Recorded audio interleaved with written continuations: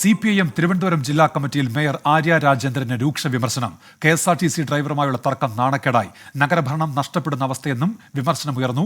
ഷഫീദ് റാവുത്തർ തിരുവനന്തപുരത്ത് നിന്ന്. ഷഫീദ്, എന്തൊക്കെയാണ് മേയർക്കെതിരായ വിമർശനങ്ങൾ?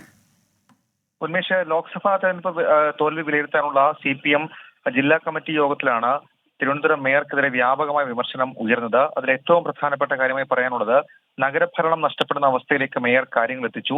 ഉചിതമായ തീരുമാനം പാർട്ടി എടുക്കണമെന്ന ആവശ്യം അതുമായി ബന്ധപ്പെട്ട് ഉയരുകയും ചെയ്തു. KSRTC കണ്ടക്ടർ ഡ്രൈവർ തർക്കത്തിലും വിമർശനമുണ്ടായി. ഈ KSRTC ഡ്രൈവറുമായുള്ള തർക്കം അത് നാണക്കേടുണ്ടാക്കി. അപക്വമായ ഇടപെടലാണ് മേയറുടെയും MLA-യുടെയും ഭാഗത്തു നിന്നുണ്ടായത്. മേയറുടെ പരിചയക്കുറവ് നഗരഭരണത്തിൽ തിരിച്ചടിയായെന്നും ഇന്ന് ചേർന്ന CPM സംസ്ഥാന കമ്മിറ്റിയിൽ CPM ജില്ലാ കമ്മിറ്റിയിൽ വിമർശനമുയർന്നു.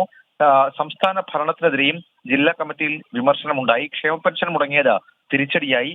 ജീവനക്കാരും പെൻഷൻകാരും സർക്കാരിനെതിരായെന്നും വിലയിരുത്തലുണ്ടായി. തദ്ദേശ സ്ഥാപനങ്ങൾക്ക് ആവശ്യത്തിന് പണം നൽകുന്നില്ലെന്നും ഇന്നത്തെ ജില്ലാ കമ്മിറ്റി യോഗത്തിൽ വിമർശനം ഉയർന്നു.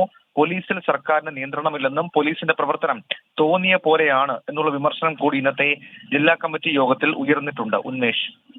ഷഫീദ് റാവുത്തറാണ് വിവരങ്ങൾ നൽകിയത് തിരുവനന്തപുരത്ത് നിന്ന്.